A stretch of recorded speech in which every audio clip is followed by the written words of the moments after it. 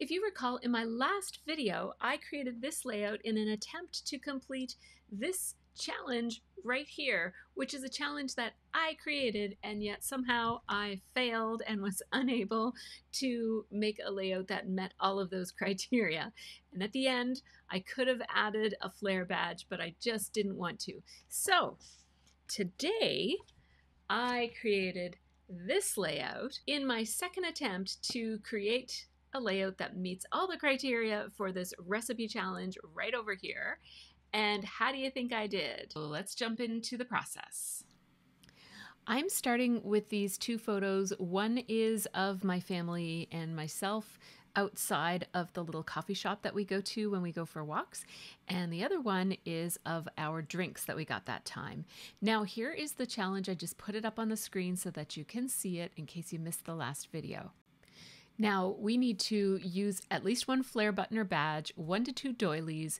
There has to be a food item on the page, or the topic has to be about food, 3 to 20 gold letter stickers, a pinch of confetti, and a story that is nostalgic for the page.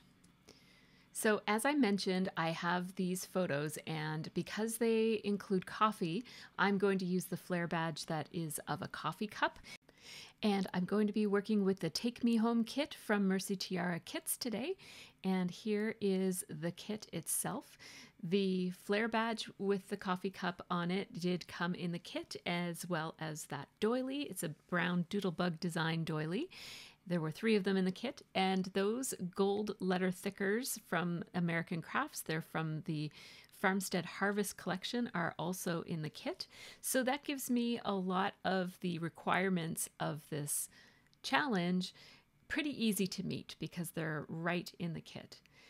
I'm having a look at this of all of the pattern papers and designs that are in the kit. So there's beautiful, beautiful pattern papers here and I really love this color scheme for the fall. It's just a little bit non-traditional with the addition of that minty turquoisey color and also the pink.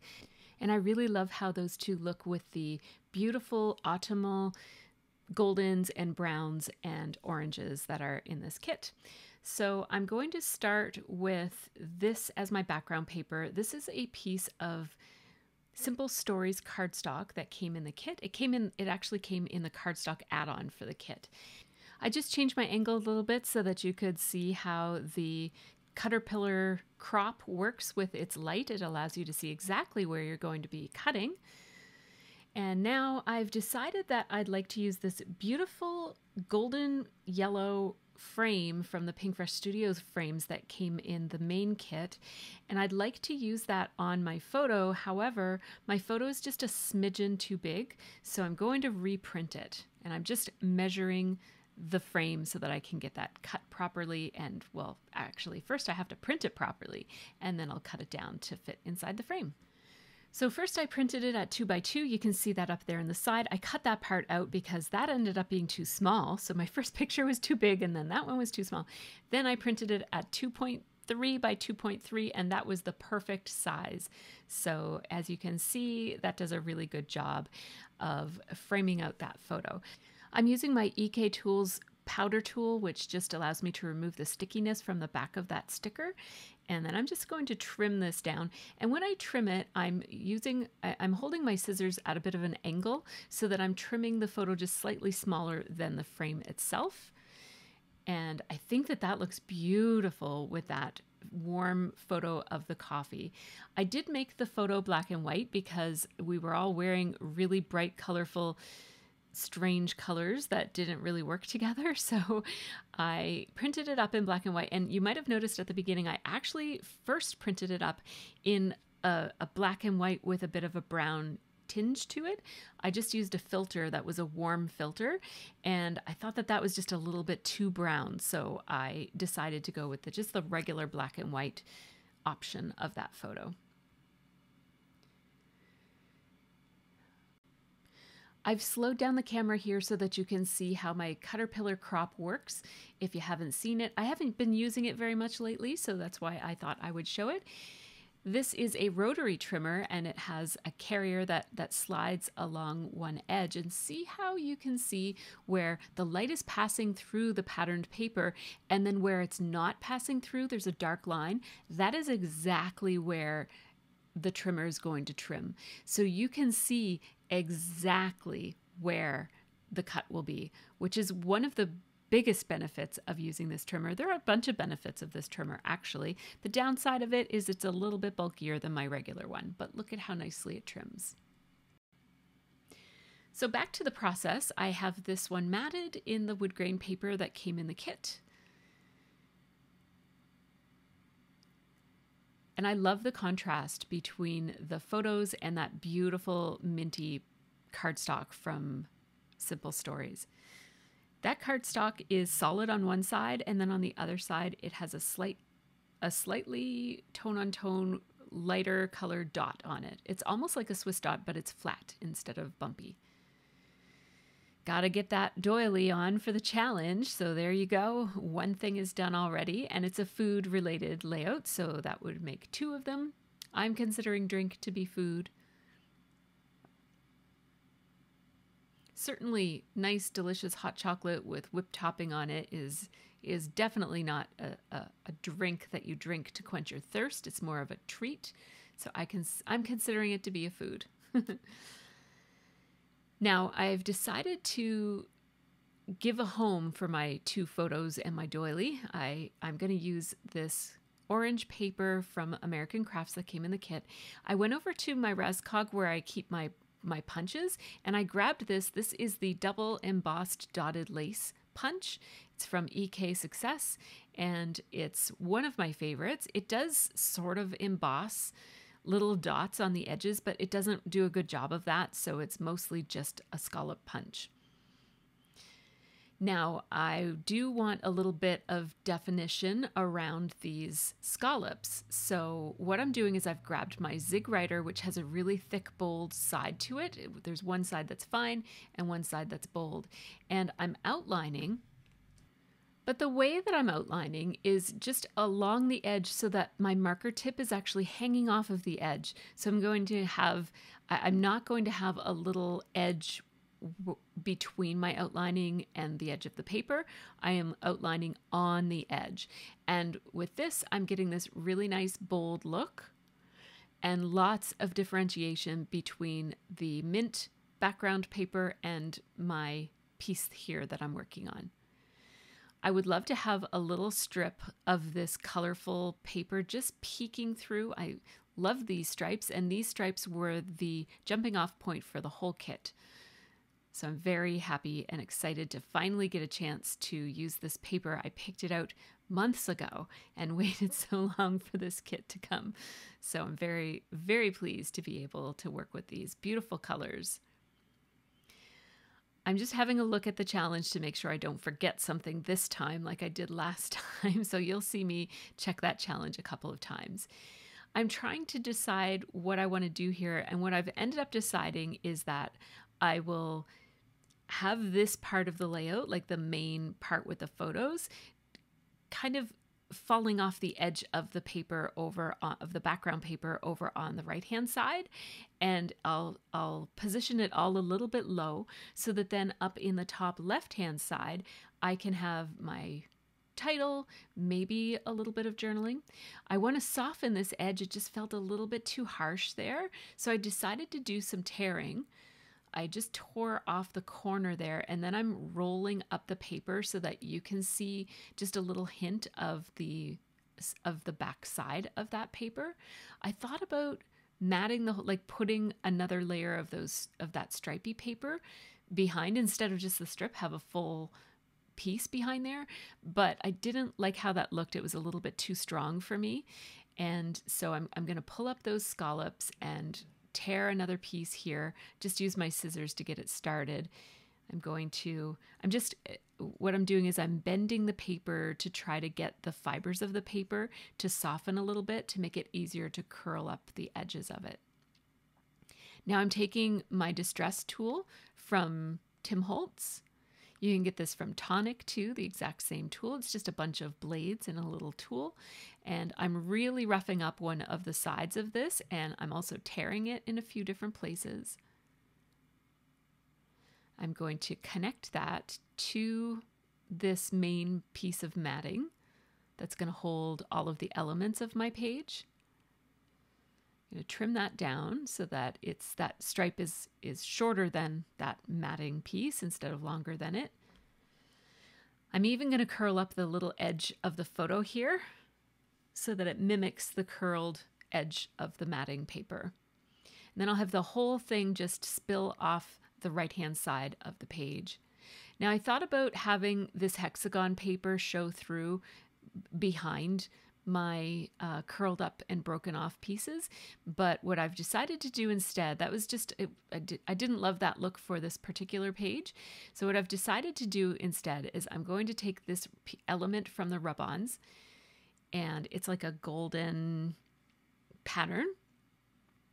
It's a little bit floral or decorative, and I'm going to have this show through behind where all of my paper tears are, so that basically it looks like this was maybe a layer that was completely covered by the paper until it was torn.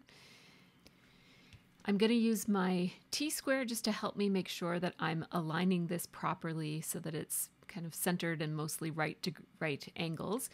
And I'm doing that because I needed to adhere this matting piece, like the big orange piece, to the background in order for me to know where I needed to rub my rub-on.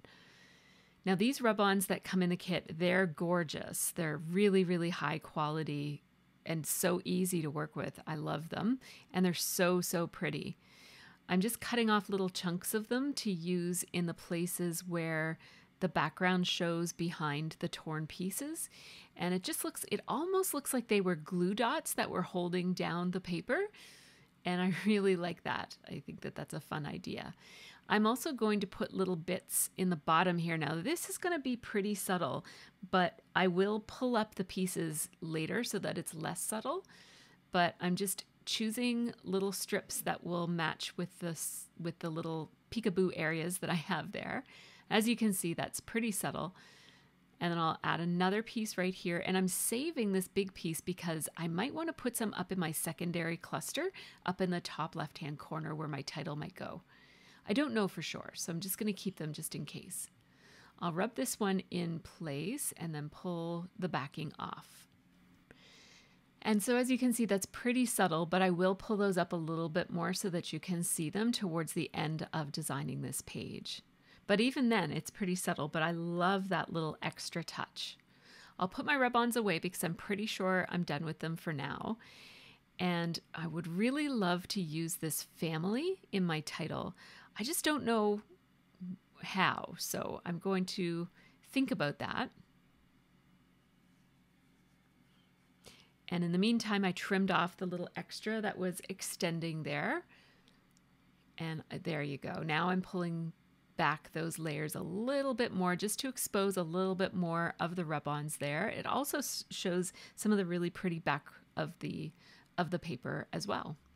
The more I roll up, the more of the back side of it you can see. I will now glue my smaller photo to the larger photo, and then I'll glue both of them in place. And of course that doily was already adhered there. I really want to use this coffee flashcard that came on the back side of one of the pattern papers in the kit, but I don't know exactly how yet, but it will make its way onto the page. I'm going to cut this family sticker right off of the sticker sheet because these foam stickers are very, very sticky, and I don't want to, you can't put them on wax paper or they tear. I mean, you can, but then the wax paper tears off. So it's a little bit messy to use them with wax paper. So I'm just using them on the plastic acetate that they come on. I was a little bit afraid that I would again forget or maybe lose that flare badge. So I decided to just adhere it right now using a little piece of foam tape to do that. I really love how this family sticker looks with those stripes underneath of it. So I'm definitely going to be doing that. I just don't know exactly how it's going to work out. And I'm thinking about what I might want to do for my title, because we were at a little coffee shop called the Bike and Bean. So I was going to call it Bike and Bean, but that's not very creative. We used to always go for walks very close to this coffee shop. There's a path. It's very close to our home. So I'm going to call it Family Walk. I'm using these Farmstead Harvest letter stickers from American Crafts. They're thickers and I just love them. And look at how beautifully the word walk just nestles in underneath the word family, with the two descenders from the big F and the big Y and the Y descender. Those two just layer perfectly on either side of the word walk, and it just looks amazing.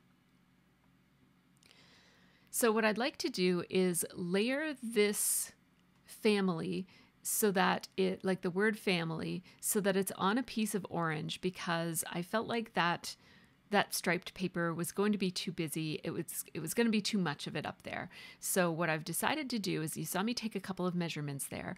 I grabbed myself a little chunk of the orange paper that's big enough to hold the word family and also walk. And then I grabbed another strip of the striped paper, kind of like I did on the bottom. And I'm basically going to mimic this little cluster in the top, will mimic the one in the bottom. So I use the same punch to just scallop the edges of that, using the same marker to outline the edges of that. And then I'm just going to roll up all of those little scallopy bits so that it looks similar to the way that it looks in the bottom. And I'm really taking my time here to soften the fibers of the paper, and I'm making the scallops so that they're kind of curling at various angles to try to make it look a little bit more natural, like they were actually distressed. Speaking of distressing, I will also distress this stripy paper like I did with the one below. And ta-da! We have a miniature version of those layers that are on the main part of the page to display up here in the top corner where my title is going to go. There were little bits of pencil still showing, so I had to fix that. Now I do want this spilling off the left-hand side of the page the same way that the other cluster is spilling off the right-hand side of the page. So I'm actually going to cut off half of the backing of that so that I can stick the bottom half to that orange piece of paper. And I don't want any of the orange to show above that family sticker. So I had to trim it down a little bit so that family would nestle properly with walk.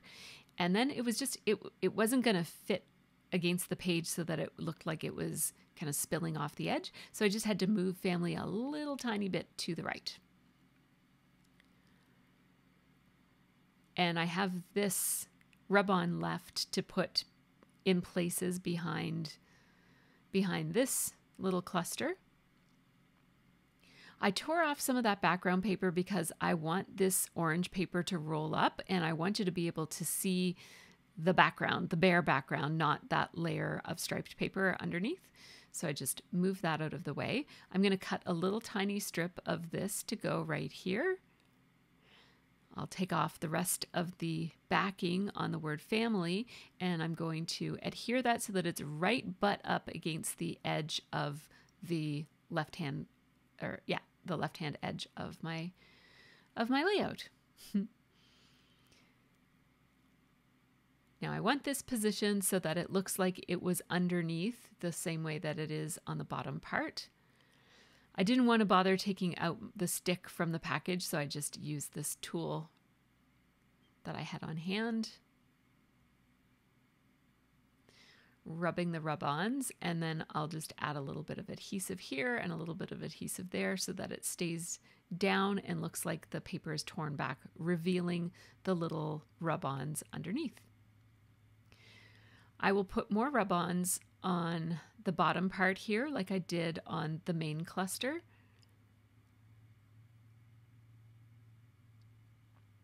And then I'm going to have a little bit of trouble getting this little piece of plastic out. It keeps, every time I go to grab it, it pushes itself further in.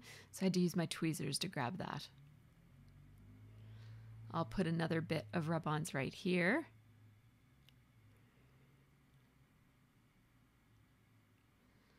That one will come off a little bit easier than the other one did.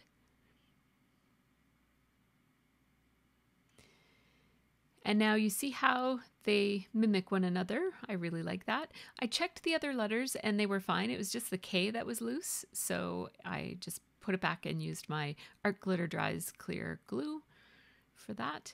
And now see that little piece below the Y in the word family? It just kind of notches out a little bit towards the right.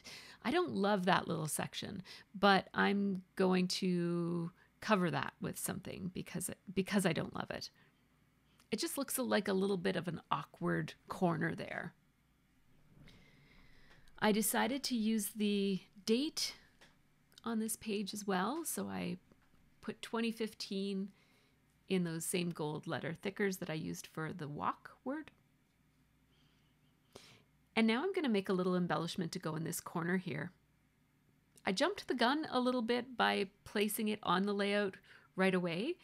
Because I don't actually like it like that, I'm going to back the white frame in something. I haven't decided what yet. And then I'll reassemble it exactly as it just was. And those were just taken from the Pink Fresh Studio sticker sheets. And the orange and green one were nested the way that I'm using them right on the sticker sheet.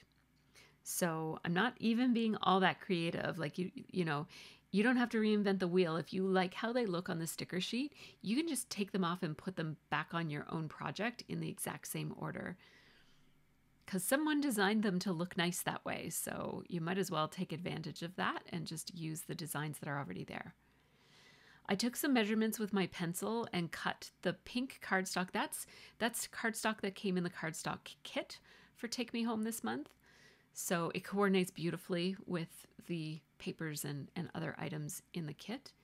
And this, I'm going to add some staples to this, and I love this as an embellishment. I think it looks amazing. And this adds some white over on this side as well.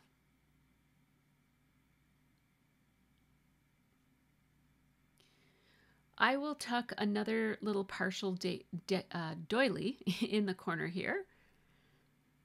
It provides a little bit of repetition from the doily that's over on the other side, and it also gives me a bit of an anchor upon which this embellishment that I just made can sit. I curled it up a little bit so that it looks like it belongs with the other items over there. So the doily is curled up a little bit, but I really like how that looks. I will tuck something into the little white space that is on that doily. You see that little triangle of doily that's showing? There's just a little bit too much showing. I will add something there, but I have to do a few other things first. So remember this coffee flashcard. I'm going to change it a little bit. First, I'm going to have a look at all of the other embellishments here in the kit and try to find some pieces that I can layer. I grabbed this multicolored tag that has a tree on it because it's gorgeous, and it reminds me of the walks that we used to take along that path. And then I would really like a tag to put up in this space here that I don't like so much, that awkward space, but it won't be that tag because that tag is a little bit too big.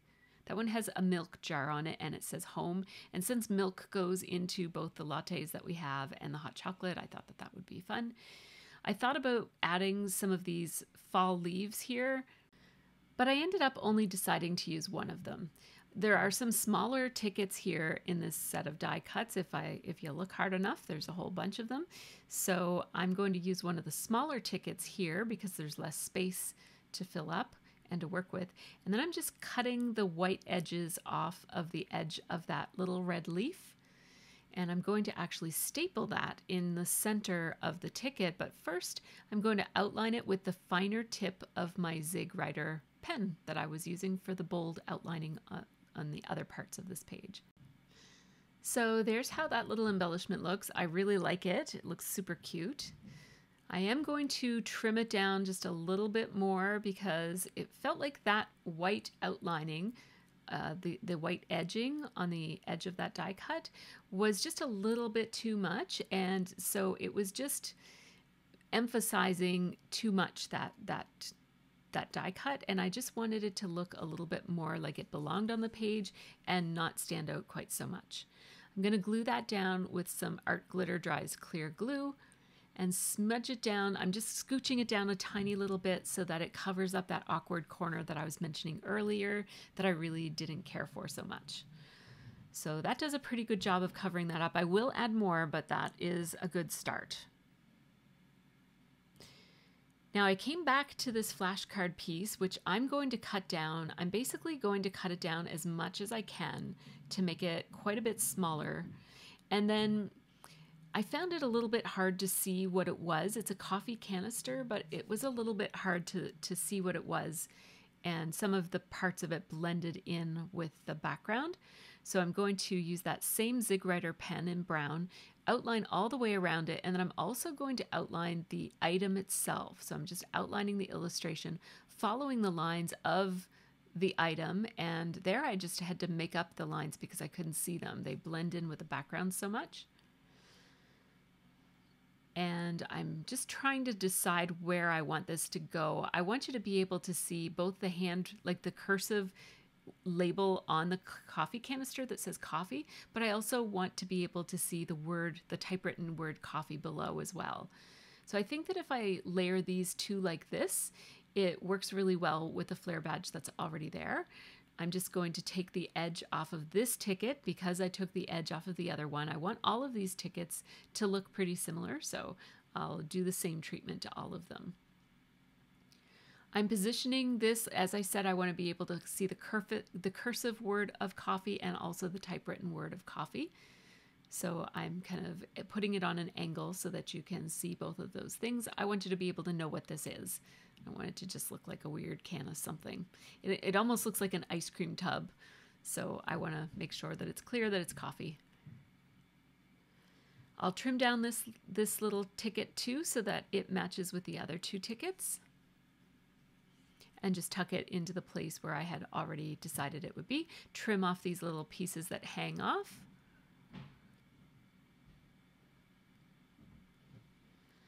And now I'm just going to put all of those embellishments away and have a look at what came in this second set of embellishments.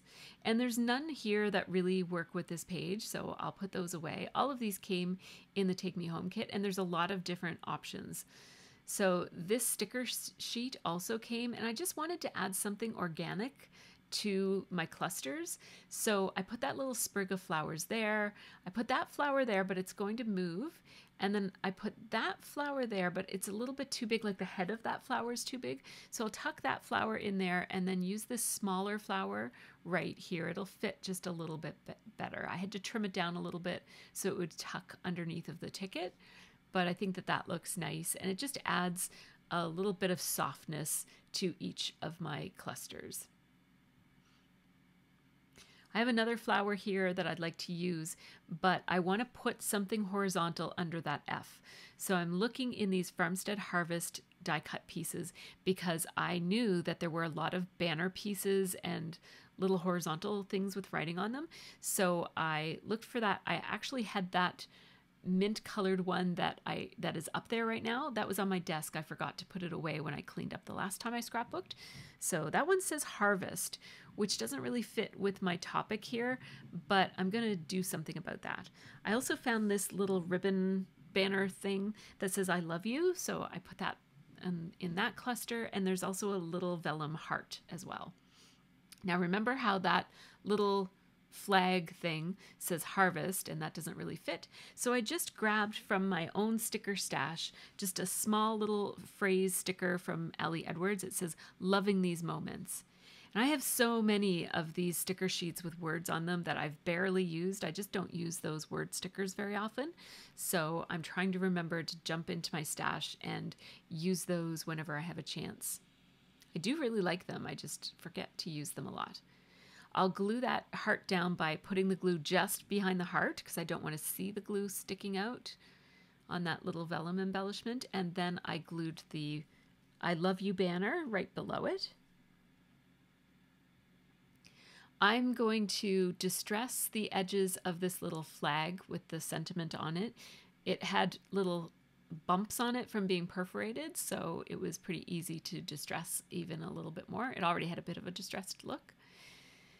Now, to make this embellishment look like it's one piece, I'm going to outline it, and the phrase sticker that I took from my stash is a shiny, slick surface, so I had to use my Sharpie pen in brown to outline the edges of that, and then when I outlined on the paper, I used my regular Zig writer that I have been using all along. Now there's a little bit of white space up here above my photo. It's just a little bit too plain where you just see that matting, the orange pattern paper. So I'm going to layer a few different things here. I'm starting with this piece of a frame, and then I cut this gingham pattern off of a tag or something that was in the die cuts. I didn't need the whole thing, I just needed a little bitty piece of it. I'm going to outline the frame because it's too similar to the orange background paper, so that helps it stand out a little bit. And I also want it to layer so that it interrupts the line of that paper, like on the edge of that orange paper. So it just sticks out a little bit further to just add a tiny bit of interest up there above the photo. This is not an official cluster here, but it's close to the top cluster. So I'm putting a little bit of detail here. I'm looking through the die cuts, kind of ready to put them away, but also looking for seeing if there's anything else I want to use. I cut down another one of those little flagged sentiments. This one says "Stay Cozy," and I outlined it, trimmed it down so there was no white on it at all, and I'm going to layer it with this minty, bluey, greeny colored ticket. Now I cut the ticket a little bit too short, so I'm going to glue it back together again, and you can always fix a mistake like that. And then I'm going to tuck it in, and you can't even see that I cut it. And that way it just sticks. Again, I wanted it to protrude a little bit higher than that background orange paper and the frame beside it. Remember that floral piece that I was going to put there, but I needed something else first? I came back to that. That was on the sticker sheet, the Fancy Pants sticker sheet. And so I just tucked it in behind that mint green banner that then also has the word sticker from my stash. I will put away all of these Farmstead Harvest die cut pieces. They're so nice. And if you have this kit, hang on to those at the end of the month because they will be a really nice add-on for the next kit, which has some Farmstead Harvest in it as well. I just sprinkled a little bit of confetti. One of the requirements of this challenge is to use confetti somewhere on your page. So I'm using this confetti that came in the kit. It's designed specifically to coordinate with the colors in the kit. I am pulling out, I sprinkled it, and then I'm removing everything except for the brown pieces. And then I'm selectively going back and I'm adding some of the lighter colors that blend in with the background. So there are some that are a really light yellow and some that are a really light green. And when you lay them on this light green background, and there's also some that are kind of clear. When you lay them on this mint green background, they all look kind of like just variations of the same shade of like a warm green. And so I am just trying to get these so that they're balanced. And if you struggle to make your sprinkles look balanced and natural, one of the ways to do it is to just sprinkle them naturally like I did. Like just hold them a little bit above your page and just open your fingers and let them fall where they fall. And then you can always tidy it up a little bit. But another way to do it is to work in threes. So you see that I have 3 browns. They stand out quite a bit in those in 2 places. And then I have 5 browns up in the top place, right? I'm going to add another one. So now I have 6. So there's 2 sets of 3 up there. And then I'm going back and I'm making sure that there are 3 of the non-brown too. So that I'm counting that as one color. So I've got clusters that include, in this larger cluster of confetti, I have a set of 3 brown and 3 of this lighter color. it's 3 different colors, but I'm calling it one. And then I have another cluster of 3 brown and another non-brown one. And right here, I've got a cluster of, this time it's 4 brown and a cluster of 4 not brown. And here we've got our classic 3 and 3 cluster. And keeping them about the same number, but not exactly. So I didn't want to make it too matchy and perfect. That really helps it to have a balanced look. But here's something else that can really help your sequins or confetti pieces or whatever it is that you're scattering around your page. To make it look like it belongs, add in a little bit of sprinkles. This goes a long way to making your clusters of sprinkly things look really organic and natural. So you'll see what happens. See, they just land where they land, and I have no say over it. And so suddenly we have this random element, even though I had worked really hard to space out those sequin pieces so that they were all even and balanced. Now I'm introducing this random element of just splattering this is gold Heidi Swapp Color Shine, and it just helps everything to look a lot more natural and less contrived. It was looking kind of contrived by the way that I designed it there with all those 3s and balancing everything. And in nature, things are not usually balanced. So this really helps the page look nice and natural. The final thing that this page is missing is the journaling. I'm just going to put a little caption. I was going to do it just right now, but the splatter was still wet, so I did it off screen when I stopped filming. But I didn't put it there. You'll see it where when you see the photos. But it just says coffee and hot chocolate at the Bike and Bean, and that is it. So I'm going to call it and say that I nailed this challenge. We have a flare button. We have 1 to 2 doilies. It's a food topic. We've got gold letter stickers. We've got confetti. We have some story, just a tiny little caption, but it's still story. And we have nostalgia because all of this is from 2015 when my kids were just little girls. And it makes my heart warm when I see them so tiny because now they drive and have cars and jobs and go to university and all that stuff. So before I share the photos, just a quick shout out to my Patreon supporters. These folks help make this channel happen, so a big thanks to all of them.